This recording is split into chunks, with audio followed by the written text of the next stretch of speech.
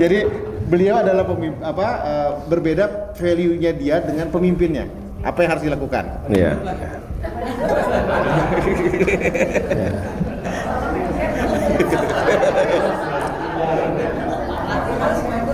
Ini Abraham nenek saya, ini yang bilang nenek saya nih, bukan saya nih. Nenek saya itu bilang, Nis, kamu itu nanti kalau besar, kamu jadi kepala keluarga. Kepala keluarga, jadi kepalanya. Tapi istrimu itu lehernya. Jadi yang nentuin nengok kanan kiri itu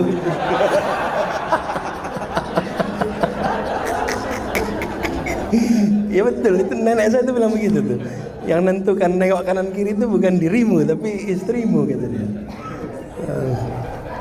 Memang ini wisdom orang tua itu, orang tua soal itu perbedaan tuh. Ya, dan tidak bisa kepala pengen maksa kanan ketika leher meminta kiri. Kecuali lagi tengeng, Bapak Ibu, ya. Apa sih intuisi itu ya sebetulnya ya? Feeling.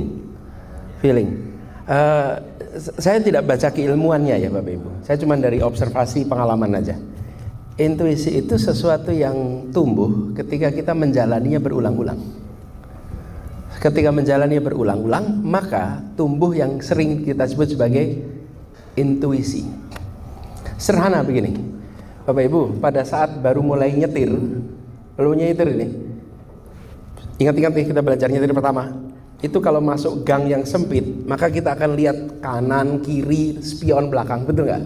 Setelah jalan berkali-kali, mengemudi itu sampai berpengalaman, sampai badan kita dan mobil itu seperti sebadan. Sehingga kita bisa belok kanan kiri tanpa lagi perlu harus serba presisi seperti lagi belajar. Kenapa? Karena sudah tumbuh intuisi dalam nyetir, Bapak Ibu. Sehingga kita udah bisa ngira-ngira nih, ini masuk nggak ya? Ini bisa nggak ya? Itu intuisi itu tumbuh. Nggak mungkin rasanya ya, intuisi itu terjadi ketika masih menjadi rookie driver. Rookie driver itu pengemudi pemula. Itu biasanya nggak muncul. Jadi kalau bicara sampai ke pemimpinan, semakin sering mengambil keputusan, Bapak Ibu. Karena the number one job of a leader is to make decision. Semakin sering ambil keputusan, itu begitu ketemu situasi itu udah tahu, ini nanti begini keputusannya. Tapi itu nggak boleh dikatakan, Bapak Ibu. Karena kalau dikatakan, orang akan tanya penjelasannya apa, Pak? Tapi itu di dalam sense kita tuh nanti begini, bapak ibu dokter juga merasa begitu kan? Ketemu, saking seringnya ketemu, ini nanti ujungnya harus tindakan ini gitu. Tapi tidak bisa dikatakan di awal, bukan? Sebelum melakukan observasi, sebelum mengumpulkan data, sebelum pertimbangan variabel lain. Tapi intuisinya sudah bilang, this will be the decision.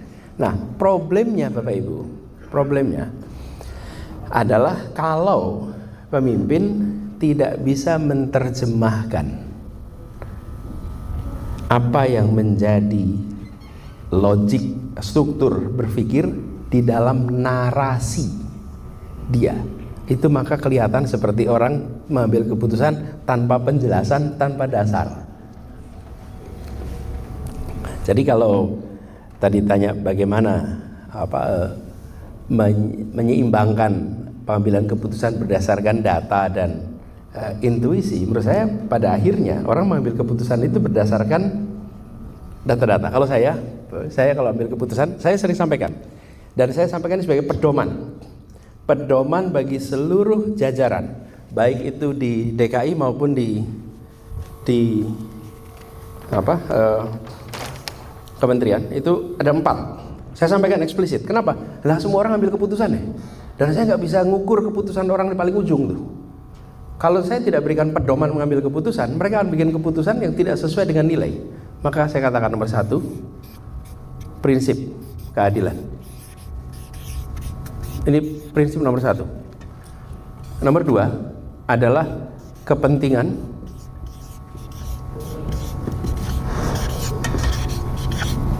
umum atau besar. Karena kepentingan itu nanti akan ada variasinya. Lalu ketiga, data, ilmu,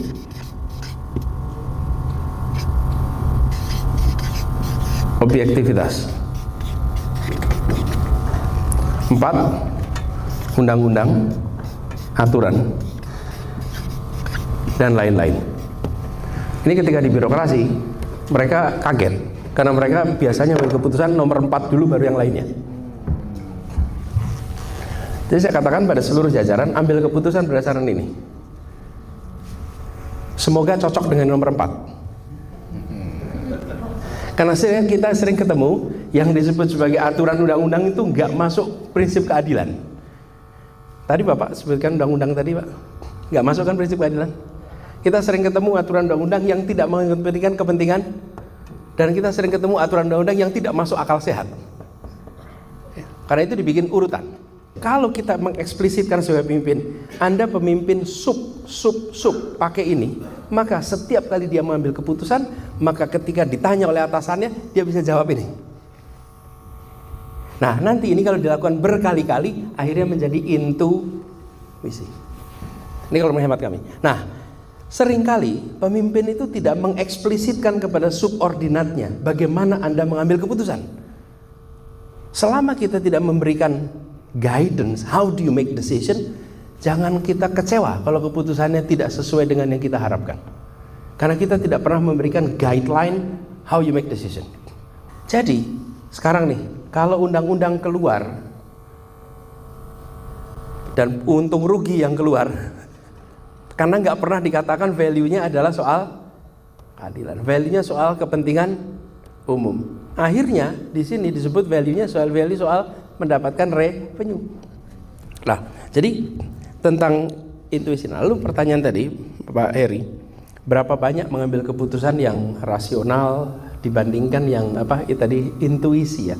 Ya tadi saya katakan intuisi itu kan karena tumbuh ya.